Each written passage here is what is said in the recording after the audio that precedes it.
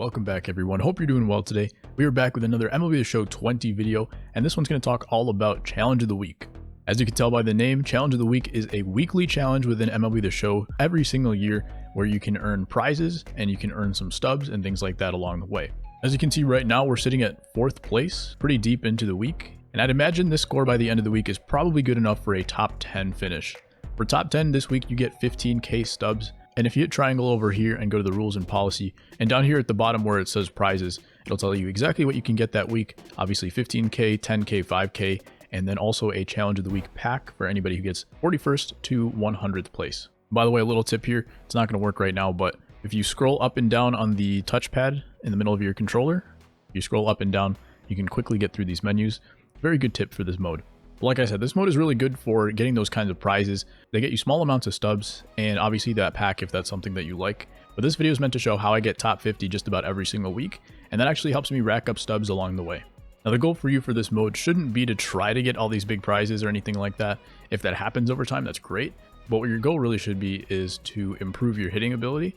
It's a really good place to just practice in general and to try your settings. You get rapid fire pitches one after another without having to pitch, which is also kind of like Showdown, but obviously you don't have to pay stubs to do this, and it's a little bit more relaxed. It's also a good way to see how you compare to other players. We can go into the leaderboard and kind of see where you stack up. It'll show you your score, your ranking at the very bottom, and then kind of see where you fit in. It's a good way to see how you stack up to other players without actually having to play online. It's just completely against the CPU, but you get a chance to see how other people are doing against the CPU as well. It's a great way to warm up for ranked, number one. Every time I play ranked, I will jump into Challenge of the Week right before I go in, get my PCI, my timing down, and then I'm good to go. It's also a really good way to break a slump. There's a couple approaches I'll talk about at the end of this video that's going to really help you out. And of course, it's great to learn your PCI precision, especially with all the different PCIs you can mess with this year. Custom practice is great, but this is another good place to come in and try to practice those things. So this mode is built on hit distances and multipliers. There's only one batter per week and there's only one pitcher per week. So this week we got Javy Baez versus Andrew Miller. Now the way that I think about scoring is that a shallow fly ball, when you have a plus 50 multiplier, is way more useful than a home run on the very first pitch. I'm not trying to discredit home runs or anything like that early on.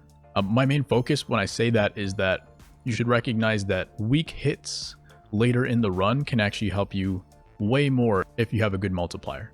So that's your number one goal. You're trying to build up momentum first. As you can see, we have a times 13 multiplier at the moment on veteran. And then once you get a pretty high multiplier, you're just trying to put the bat on the ball, trying to avoid a strikeout, number one, and trying to get a little bit of lift on the ball so you can send it over the infield. Scoring on this game, like I said, is based on two things, distance and multipliers. And to build your multiplier, right there you saw we took a ball. We got a +2 multiplier. Every time you also rank up to a new difficulty, you get another multiplier. And you ramp up difficulties every 3 hits, every 3 balls in play. You also get a +2 multiplier when you hit a 300+ foot fly ball, a +3 multiplier when you hit a line drive, and a +4 multiplier when you hit a home run. Home runs are kind of tough to get in this mode. It's definitely not something I ever aim for, but you are really trying to hit line drives, number one, and deep flies if you can. And as you go on, you're really just trying to put the bat on the ball. There are also certain bonuses that you may have seen. Every single week they change up a little bit. Those don't really matter anymore. They used to matter a lot in the old scoring system, but they changed a few years ago. So now those challenges don't really matter too much, and I honestly never look at them. But as you see, the bonus achieved ×2 All-Star plus 1,200 points. Those 1,200 points don't mean a whole lot, and that +2 is nice, and it's the same as taking a ball, so it's not the biggest deal in the world. As you can see, we're now ramped up to Legend difficulty, and this is where it gets a little tough. This is where you're trying to avoid the strikeout, which we just managed to wing through a slider there.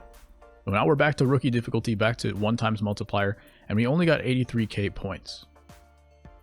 Now that might be a good start for you guys. If you're trying to aim for building up at first, you're trying to get to Legend difficulty every time. That's the first thing that you want to start with, is trying to get the goal of making it to Legend difficulty every time you play this mode. If you're trying to work on building up a score, don't worry about if you have one bad out.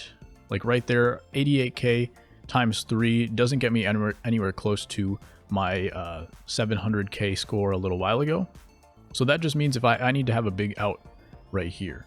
So you're not going to end up with the same score every 3 outs. So one time you might have a big one like 200k. The other ones, maybe you're just going to get like 50k each, and that's okay.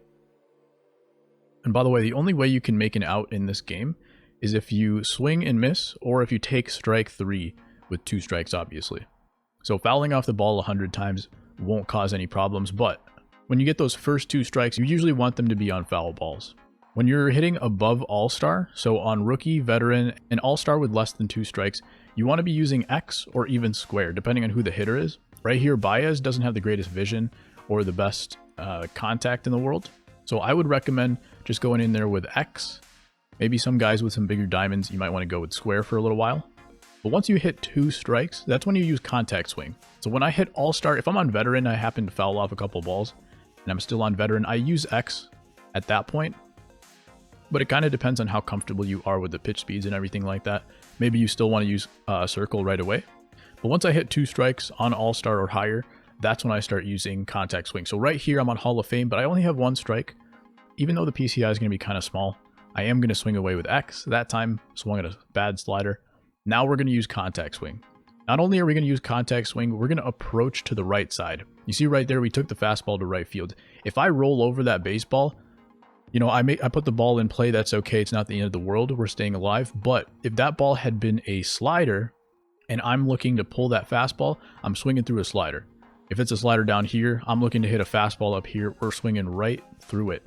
And then the run is over, right? We get the second out and we have to start our multiplier all over again. That time, if I'm looking to take the fastball to the right side, I may not put that slider in play, but the slider is not going to be something I swing and miss through. So always, when you have 2 strikes, you're always taking the fastball the other way. It also may depend a little bit on your opponent's pitch selection. I believe Andrew Miller does not have a changeup, so I'm only looking fastball slider. That's the only thing I have to cover here. So we're really trying to hit the fastball hard to the right side, and then the slider, if we pull off of it a little bit, that's okay. But we want to make sure we're not swinging and missing through either of those pitches. So that's the gist of what I do here. We're trying to just foul off some balls that are on the edge. You have to swing at everything if it's close. Nothing in this mode is about having good at-bats. If you've ever watched my streams, you know that I tend to swing away quite a lot, and that's because I play this mode quite a bit to practice. So it's helped me really refine my actual precision with the PCI and really my timing. Precision is one thing, but your timing really gets helped out by this mode. But it really does hurt your plate discipline ability. So make sure you have something that you're working with in tandem with Challenge of the Week. If you're someone who's naturally a little bit more patient, that's actually a good thing. This can kind of help you balance out a little bit. But if you're someone like me who is naturally a little bit swing happy, this does not help too much. So you're going to want to make sure that you have some kind of way to practice. I also have a discipline and good at bats video here on the channel because, like I said, I'm not very good at it, so I have to work at it, you know? So those things that I worked at, I put together in a video that you guys can check out if you haven't already. We're just going to play out the rest of this run here. We've already made our 2 outs. We are at 200K. If you're trying to get prizes every week, it honestly really depends on who the matchup is. There are some pitchers with some better pitch selections and some hitters with some worse hitting ability. So you may see some weeks where the #1 score is in the multi-millions. You may see someone with a 20 million score. And it's just because like the pitcher that's going up against them doesn't really have good strikeout stuff, maybe like some slower pitches and maybe only a couple pitches that they're working with, and the batter may have really good vision, so it's just really hard for them to get those 3 outs, so they just keep going and they build up that multiplier. This week Baez is a little bit of a more swing and miss kind of guy, so we don't even see 1 score going up to 1 million. But you should keep track of relatively what area you're in terms of your ranking, right? So the scores may change, but you want to make sure you're improving your ranking from week to week.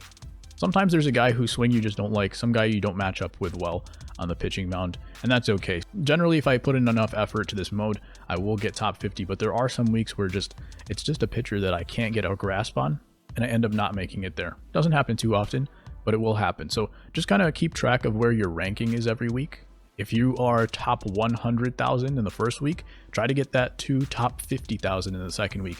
Keep improving yourself until you can get to maybe somewhere in the top 1,000.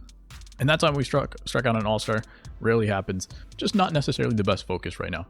So that's really all it is, right? So when you get that multiplier going, you want to make sure that you are going the opposite way with 2 strikes, the opposite way with that fastball so that you can cover every pitch. You can foul off those breaking balls, and then you can lift that fastball out to the opposite field. One last tip I'll give there as well is that I try to keep that PCI starting wherever the fastball comes in the quickest. So let me restart and show you really quick. So Andrew Miller's a lefty. I want to find his release point and I want to start my PCI up there, because if he throws anything in here, I have a little bit more time to cover that pitch. But the shortest distance from the pitcher's release point to the plate is where I want to start my PCI, because I have more time to reach other places and I have less time. Like if I start down here to come up here, I have less time to do that than the same distance from here to here with the PCI, if that makes sense. Because the fastball just gets there a little quicker, just based on geometry. Early on, I might do a little bit different, but definitely with 2 strikes, that's what I'm trying to do. I'm trying to take away that pitch.